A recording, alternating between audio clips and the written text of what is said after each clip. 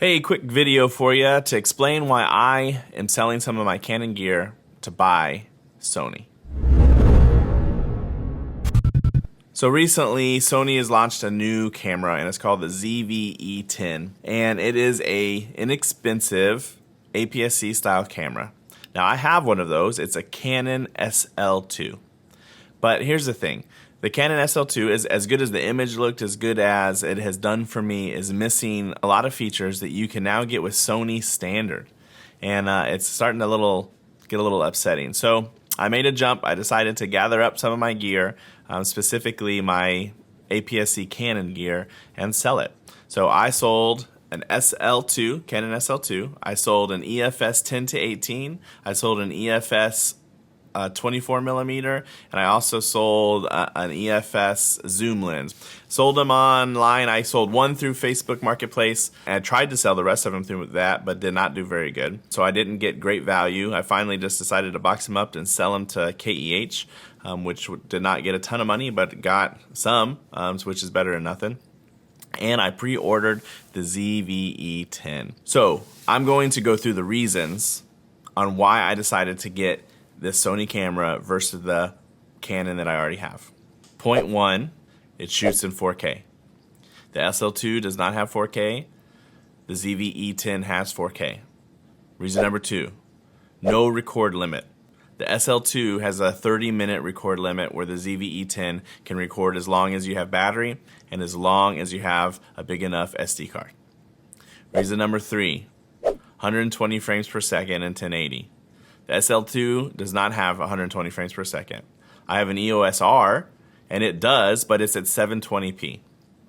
So the most that I can get is 60p. Reason four is for the battery. The Canon uses a smaller battery, and so does the Sony. However, the Sony has the ability to charge while filming from a USB-C port, which means I can use a power brick, plug it into the USB-C port, and be able to charge the camera while I'm using it. Reason five, the way it's going, I feel that Sony is making better cameras than Canon. They're putting in extra features that are perfect for filmmaking, which is what I primarily like to do, and Canon is not giving those features at the lower levels.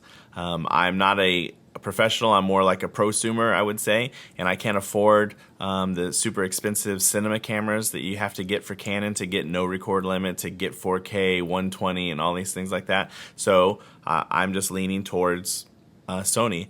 Reason number six, webcam capability.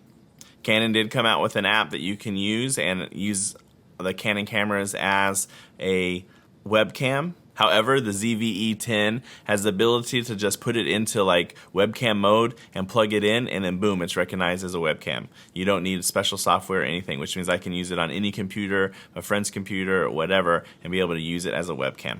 All those capabilities combined put me over the edge to spend $700 to get the camera, right? And that's with the body only. I did not get the kit lens. I did not get the stuff that came with it.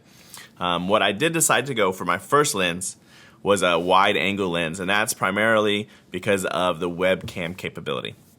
I already have it. It is the Rokinon 12mm 2.0 lens for Sony autofocus. It is a crop sensor lens, so at 12, it's a 1.5 crop on the ZVE 10, which gives you about an 18 millimeter. Right now I'm shooting at 24 millimeter, so it's going to be way wider than this, which is great for webcams because it can be nice and close, which also makes it great because if you're doing vlogging, not that I'm a vlogger, but I can use this wide angle lens, have a microphone on top of the camera, get really close, and then be able to get good audio. Where in the past, the widest angle on my full frame here is a 24 millimeter, so I still have to be back kind of far.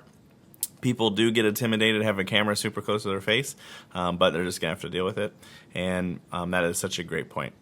So the likelihood that I switch completely over to Sony is pretty high. Again, I've enjoyed my EOS R. I've enjoyed Canon. I think it's super easy. I shoot in standard profile almost all the time. Don't do hardly any color grading. The image comes out great, looks amazing. But the capabilities that I want, like 4K, no record limit, are in the lower level Sonys where I can't get that in the Canons. So this camera will most likely be just a B camera, be a webcam most of the time. I'll use the Canon EOS R primarily. However, there is a good chance that I'll end up getting rid of the EOS R at some point, getting rid of I only have one full frame lens right now, which is a 24-70, the Sigma. But I think I might switch over to the A7C, right? Because it does all those things. Has a great image. It doesn't have the updated menu that the A7S3 has. However, it makes great video. It does great low light, and is only $1,700 instead of $3,500, which is perfect for me. But that's the future. Who knows to come? I'll do an unboxing and a video test once I get the camera in, and we'll keep you updated. God bless you.